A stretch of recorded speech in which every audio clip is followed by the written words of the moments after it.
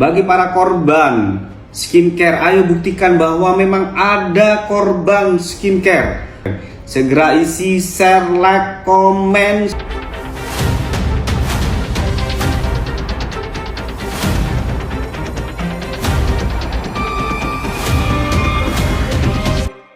Dari status tersangkanya.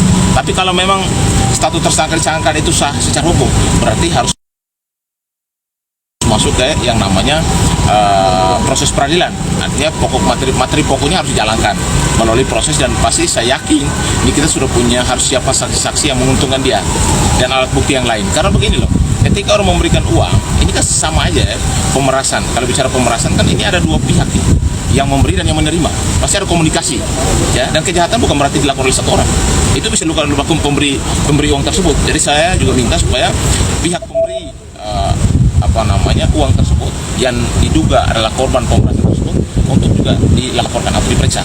Karena bagaimanapun kedua belah pihak punya niat jahat yang sama, sehingga muncullah kasus kriminal atau pidana tersebut. Sehingga jangan Nikita Mirzani aja yang diperiksa, tapi juga pihak Nikita untuk melaporkan si pihak ini juga. Kenapa? Karena dia memberikan peluang. Niatnya ada. Kalau bicara pidana itu tergantung dari mens rea, niat jahat. Apakah yang memberi uang tersebut ada niat jahat atau tidak? Ya lakukan pemeriksaan.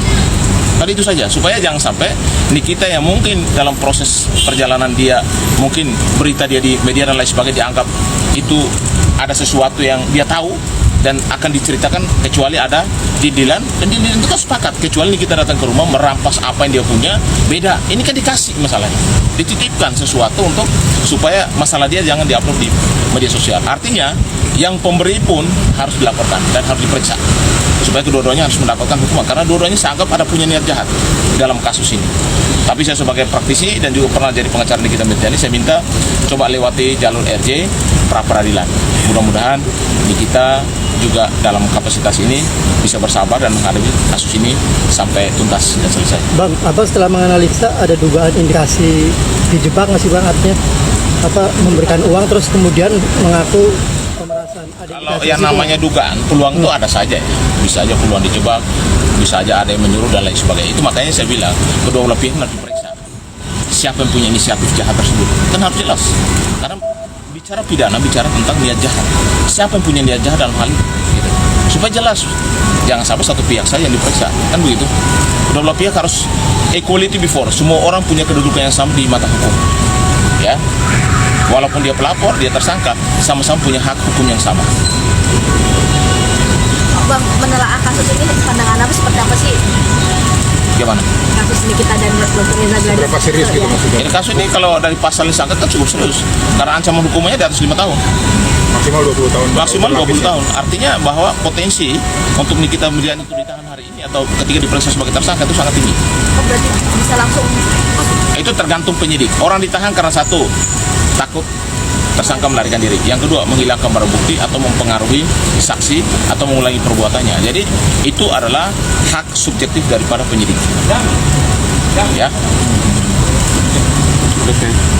Saya Gatot Hadi Purwanto, SHMH, selaku Ketua Smart Konsumen, Lembaga Perlindungan Konsumen. Ya, sesuai janji saya kemarin, saya buka Google Form, ya, cek isi.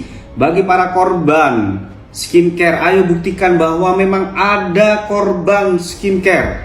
Baik itu skincare abal-abal yang mengandung bahan berbahaya maupun skincare yang overclaim. Segera isi share, like, komen, segera sebarluaskan. Kita buktikan bahwa memang benar ada korban itu, baik kepada owner skincare maupun kepada bujer-bujer.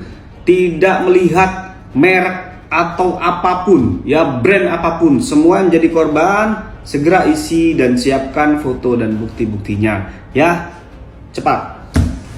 Itu tidak ada yang benar. Silakan kali. Sejak saya aktif membahas kasus dugaan pemerasan antara Nikita Mirzani dan Reza Gladys, banyak yang mengatakan bahwa saya menggiring opini, guys. Tapi sebenarnya saya hanya memberikan sudut pandang hukum yang kritis dan analitis. Jadi apa sih bedanya opini dengan penggiringan opini? Saya kasih contoh yang konkret ya. Penggiringan opini itu kalau saya bilang Nikita jelas pemeras karena dia menerima uang 4 miliar tanpa melihat konteksnya. Inilah menggiring opini guys, karena hanya menyajikan satu sisi tanpa mempertimbangkan kemungkinan lain. Seperti misalnya, apakah uang itu bagian dari kesepakatan bisnis atau mungkin bukan. Sementara opini atau pendapat pribadi berbasis analisis dan mempertimbangkan fakta-fakta guys. Misalnya, saya mengatakan dalam hukum pemerasan harus ada unsur ancaman atau paksaan. Kalau Reza Gladys merasa diperas, kenapa dia memberikan uang secara bertahap dan baru melapor setelah beberapa minggu? Apakah ini masih masuk kategori pemerasan ataukah lebih ke negosiasi? Ini adalah pertanyaan dan pernyataan kritis guys, bukan penggiringan opini. Analogi sederhananya seperti ini ya.